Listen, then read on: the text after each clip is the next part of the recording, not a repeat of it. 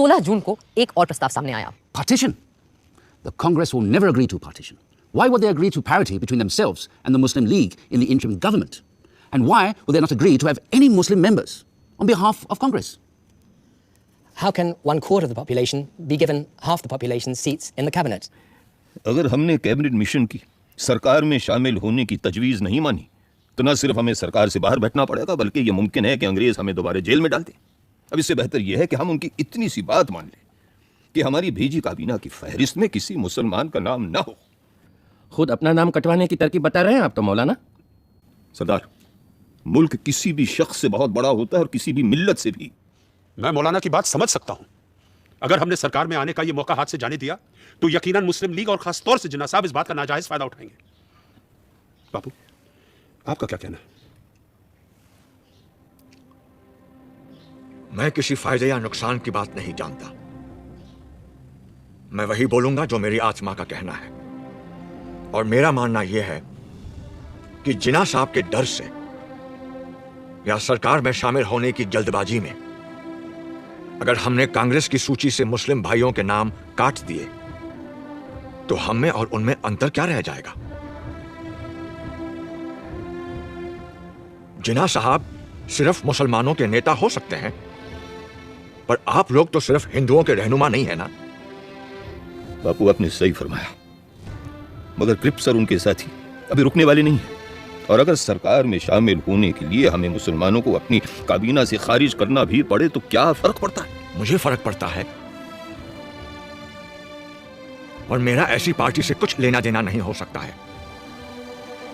अगर आप लोग सरकार संभालने के लिए इतने उतावले हैं तो बनाइए आप सरकार। मैं दिल्ली छोड़कर जा रहा हूं। बापू, हम आपकी बात समझते हैं, पर अगर इस समय उन्हें फौरन जवाब नहीं दिया तो ये मौका हाथ से निकल जाएगा। अगर यही आप सबका फैसला है तो मैं अपनी हार स्वीकार करता हूं। मुझे अंग्रेजों की नीयत सही नहीं लगती, पर मेरी बात ही सही है, इसका कोई सबूत भी तो नहीं है मेरे पास। अगर आप सबकी आज्ञा हो तो मैं इजाजत चाहूंगा।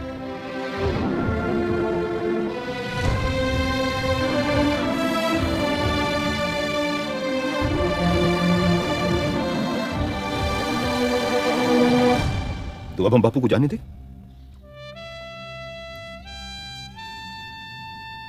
प्यारे लाल,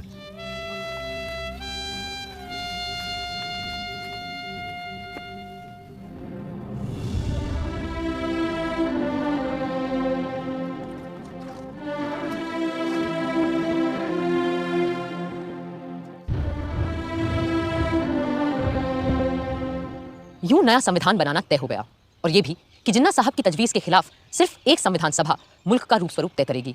जाहिर है कोई इस व्यवस्था से पूरी तरह खुश नहीं था, मगर जिन्ना साहब पर तो जैसे गाज गिर गई थी, और वो अपने मुखालिफों को आसानी से बख्शते नहीं थे। We have been betrayed by Viceroy Webble. Viceroy Webble ने हमारे साथ दगाबाजी की है। Cripps has debased his talents, and Pethick Lawrence has proved to be a treacherous man. Cripps ने अपने हुनर का गलत इस्तेमाल किया है। पथिक लॉरेंस ने हमारी पीठ में छुरा भोंका है। Breaking all the norms of decency, they have invited the Congress, which had earlier refused the offer to join the interim government without even consulting us. भलमनसियत के सारे पैमाने तोड़कर कांग्रेस को सरकार में शामिल कर लिया गया, जबकि कांग्रेस ने पहले साफ साफ इनकार कर दिया था, और ऊपर से तुर्रा ये कि ये सब बिना हमसे पूछे, बिना हमारी इजाजत लिए बगैर किया गया है। In such a situation, if I have to safeguard the interests of the Muslims of this subcontinent, then I'm left with no choice but to bid goodbye to constitutional methods.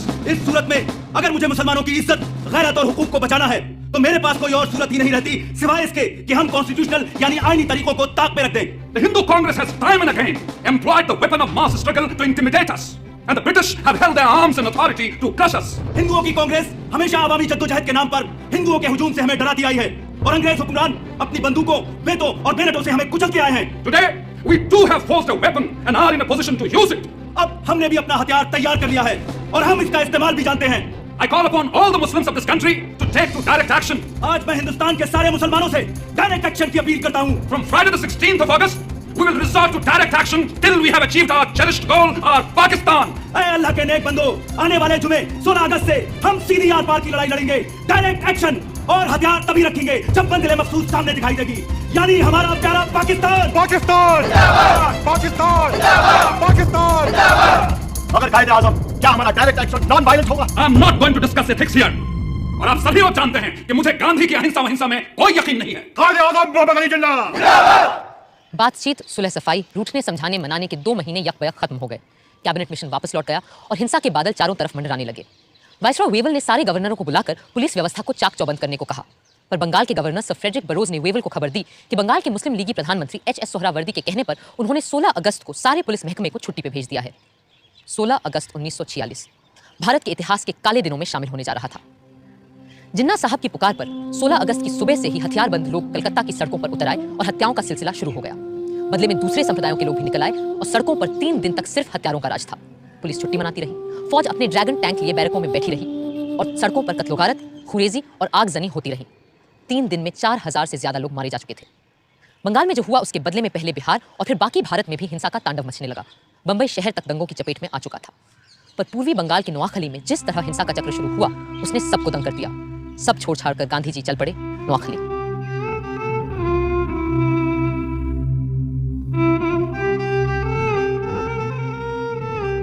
Lord साहब Wavell का मानना था कि हिंदुस्तानियों के साथ मिलकर बनी सरकार ही इस गृह युद्ध जैसी स्थिति को रोक सकती है।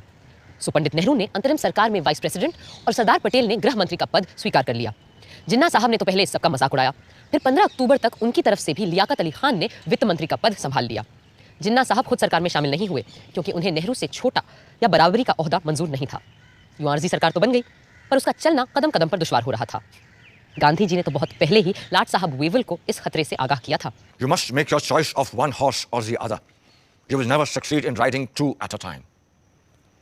Choose the names for the interim government from names submitted by the Congress or the League. For God's sake, do not make an incompatible mixture, and in trying to do so, produce a fearful explosion. Even a government headed by the League is not going to damage India. But I'm not ready to accept the division of Congress as Hindu and League as Muslim. No. Wavell इतने हताश हो चुके थे कि उन्होंने अपने एक खत में सम्राट किंग जॉर्ज को लिखा, The situation reminds me of a childhood puzzle in which I had to manipulate marbles into their pens. Just as the last one seemed to get into place, the others invariably ran out. I am trying to postpone convening the Constituent Assembly as much as possible, and maybe have one more round of talks with Mr. Jinnah and Nehru. Perhaps in London, a city both of them have lived in and love. दिसंबर 1946 के London के बर्फीले माहौल से ज्यादा सर्द अगर कोई चीज थी तो वो था मिस्टर जिन्ना और पंडित नेहरू के बीच का रिश्ता। कई मुलाकातों के बाद भी जब कोई बात न बनी तो आखिर नेहरू जी ने अंग्रेजों को उनके घर में घुसकर अंतिम चेतावनी दे डाली। There is a great urge amongst the populace of India for political progress and for making a constitution. Mr. Jinnah's Muslim League is but a fly on the weighing scale compared to the vast force in India. And if the British authorities do not call for the Indian Constituent Assembly immediately, we will have to resort to another mass action against His Majesty's government. Thank you, gentlemen. Mass action के डर से British सम्राट की सरकार तुरंत मान गई और पंडित नेहरू के भारत लौटते ही 3 दिन के अंदर हिंदुस्तान का आईन बनाने के लिए कॉन्स्टिट्यूएंट असेंबली का मिलना तय हो गया। 9 दिसंबर 1946 के ऐतिहासिक दिन इसी इमारत में पहली बार इकट्ठा हुई भारत की संविधान सभा। प्रादेशिक विधानसभाओं से चुने गए नुमाइंदे इस ऐतिहासिक दिन के लिए सज धज कर पधार रहे थे। मुस्लिम लीग ने, जैसा कि उम्मीद थी, इसका पूरी तरह से बहिष्कार किया। हिंदुस्तान को एक नया रूप देने के लिए, एक नए संविधान को आकार देने के लिए सारे महत्वपूर्ण लोग कॉन्स्टिट्यूएंट असेंबली में मौजूद थे। बस 2 लोग वहां नहीं थे, और शायद 2 सबसे अहम लोग, कायदे आजम मोहम्मद अली जिन्ना और महात्मा गांधी। संविधान सभा के बहुत से सदस्य गांधी जी से मार्गदर्शन और आशीर्वाद लेने उनके पास पहुंचे। आइए आइए जगजीवन बाबू, मुझे पता है हम चाहे दुनिया का सबसे सुंदर संविधान क्यों न बना लें, पर वो भी बेकार साबित होगा अगर उसे अमल में लाने वाले लोग ना हुए।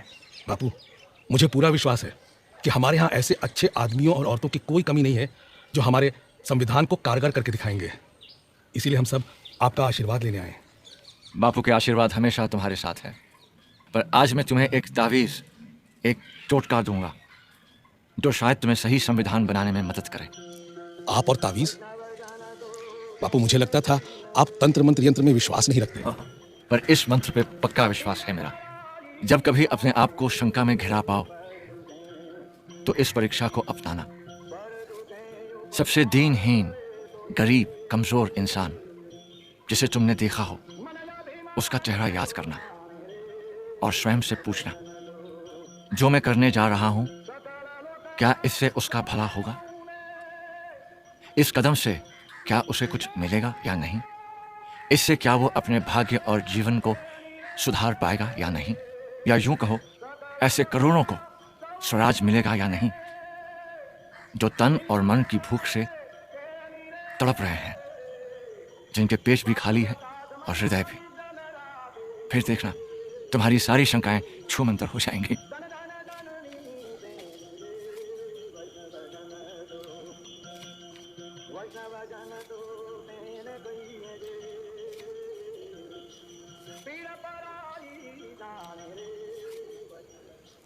संविधान सभा ने सबसे सीनियर सदस्य डॉक्टर सच्चिदानंद सिन्हा को कार्यकारी अध्यक्ष चुना और उनकी निगरानी में सारे सदस्यों ने शपथ ली। फिर सभा के परमानेंट प्रेसिडेंट के रूप में चुना गया डॉक्टर राजेंद्र प्रसाद को।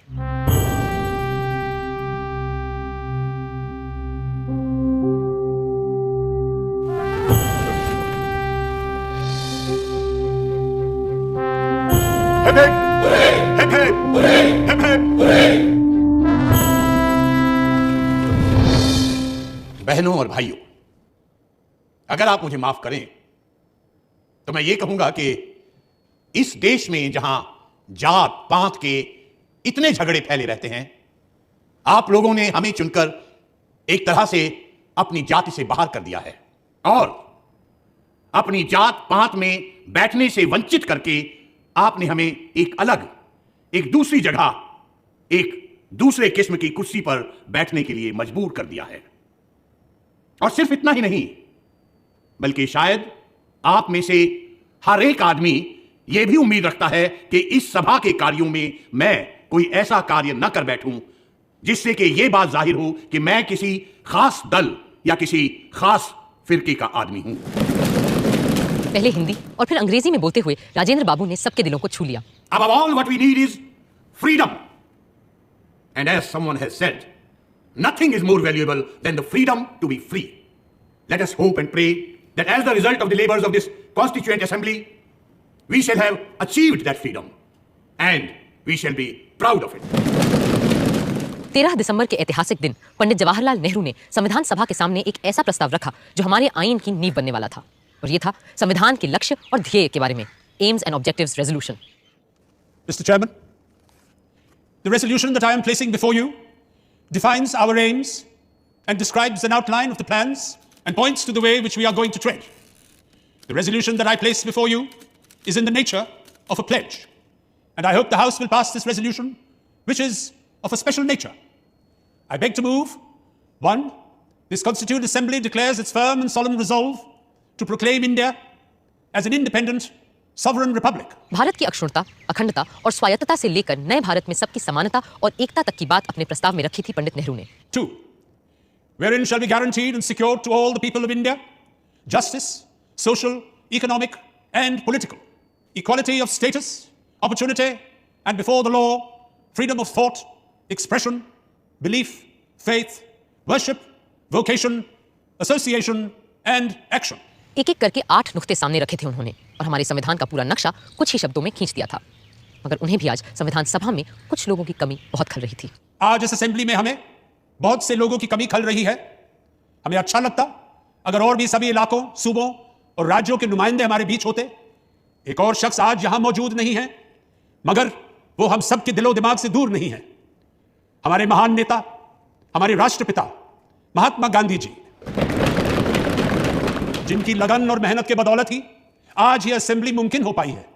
बापू यहां मौजूद नहीं है क्योंकि अपने आदर्शों को पूरा करने के लिए वो हिंदुस्तान के किसी कोने में चुपचाप काम करने में जुटे होंगे, पर मुझे इस बात का जरा भी शक नहीं कि उनकी रूह हमारे बीच यहां मौजूद है और हमें अपना आशीर्वाद दे रही है। I also think of the various constituent assemblies that have gone before us, when the fathers of the great American nation met and fashioned out a constitution that has stood the test of time for more than a century and a half. My mind goes back to that constituent assembly which met in the lovely city of Paris, and how the king and other authorities came in its way, and it still continued. Even the room for that meeting was denied, and the Constituent Assembly betook themselves to an open tennis court and did not disperse till they had finished the task they had undertaken. We too, whether we meet in this chamber or in the fields or the marketplace, will go on meeting and continue our work till we have finished it. 13 दिसंबर को AIIMS and objectives resolution के साथ पंडित नेहरू ने हमारे संविधान की नींव रखी थी और 14 दिसंबर को जिन्ना साहब ने संविधान सभा की पूरी बुनियाद पर ही सवालिया निशान लगा दिया। Is complete independence the goal of the Muslim League? What do you think we are fighting for? Our goal is complete independence, certainly. The complete independence of Pakistan. But Mr. Jinnah, if the Congress accepts the proposals laid down by the British government, would the Muslim League be then ready to take part in Constituent Assembly? It's all very well to talk in this loose way about Constituent Assembly. The reality is that the Congress with 292 supporters, there might be a few less, has a brute majority, where the Muslim number is only 79. Is that what people understand when they talk of democracy? The truth is that between the Hindus and Muslims in India, there is no such thing as democracy. Does that mean that the Muslim minority wants a veto on the progress of the majority? What majority do you mean? If you mean the Hindus, then we wish them Godspeed. Go ahead and establish your Hindustan. Frame your constitution for the Hindus, but then leave us alone, and we shall frame a constitution for Pakistan. ये तो बस आगाज था, आगे और तमाम अड़चनें आनी बाकी थीं। अब देखना है इन चुनौतियों का सामना कैसे किया हमारा संविधान बनाने वालों ने।